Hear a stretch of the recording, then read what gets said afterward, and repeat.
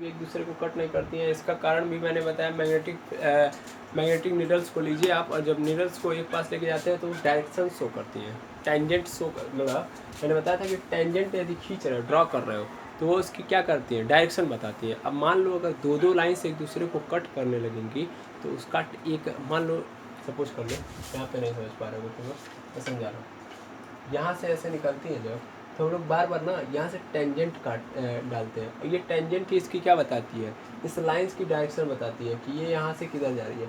फिर अगर मैं यहाँ पे ऐसे टेंजेंट ड्रॉ कर दूँ, टेंजेंट क्या होता है कि एक सिंगल बिंदु पॉइंट को यदि कोई टच करके कोई लाइन जाती है तो उसी को उसका टेंजेंट कहते हैं।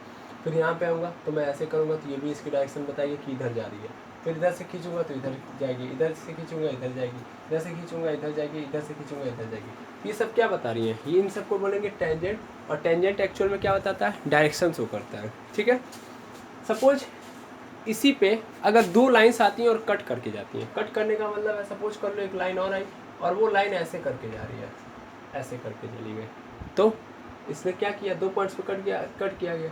अब इसी पॉइंट पे मैं टेंजेंट खींचा, टेंजेंट खींचूंगा तो ये टेंजेंट या तो इसका बताएगा या तो इसका बताएगा, दोनों का तो एक साथ बता ही नहीं पाएगा ना। अब मान लो मैंने ऐसे खींचा तो ये तो इसका बता रहा है, इसका तो बता ही नहीं पा रहा है, तो वो बेचारा कन्फ्यूज़ हो गया तो टेंजेंट का भी डायरेक्शन नहीं बता पाएगा, टेंजेंट नहीं बता पाएगा इसका मतलब मैग्नेटिक नीडल्स नहीं बता पाएगा। तो अगर दो लाइन से एक दूसरे को कट करेंगे तो इस कंडीशन में क्या होगा, मैग्नेटिक नीडल्स के लिए समस्या आ जाएगी, और ऐसा कभी होता नहीं है। तो ऐसा नहीं होता है, इसका कारण क्या है, यह मैग्नेटिक फील्ड लाइन्स कभी एक दूसरे को कट ही नहीं करती है, वो हमेशा एक दूसरे से को क्या करती है, अपने हिसाब से चलती जाती है, कभी भी एक दूसरे को कट नहीं करती है, कट कर ही नहीं सकती, ये दिमाग में रखिएगा, इसको भी प्रैक्टिकली देखा गया है। ठीक है ना, तो यह चौथी जो इम्पोर्टेंट बात थी ये थी। अब ध्यान देंगे, ये चार बातें आपको बहुत इंपॉर्टेंट तरीके से मैग्नेटिक फील्ड लाइंस की कैरेक्टरिस्टिक के बारे में बताती है। सबसे पहला कि नॉर्थ से निकलती हैं, साउथ से इंटर कर जाती हैं। दूसरा सबसे इम्पोर्टेंट बात क्या था, दूसरा सबसे इम्पोर्टेंट बात ये था कि यह हमेशा एक क्लोज्ड कर्व बनाती हैं। तीसरा इम्पोर्टेंट बात क्या था, तीसरा इम्पोर्टेंट बात ये था कि इनके पोल के पास ज़्यादा भीड़ होती है, जबकि इससे दूर जाने पर भीड़ कम हो जाती है और स्ट्रेंथ भी कम हो जाती है। तो पोल के पास ज़्यादा भीड़ होने के कारण स्ट्रेंथ क्या होती है, ज़्यादा होती है, ये भी बात हो गई। और चौथी सबसे इम्पोर्टेंट बात कि कभी भी एक दूसरे को इंटरसेक्ट नहीं करती है। ठीक है ना, ध्यान देंगे ये ध्यान देंगे।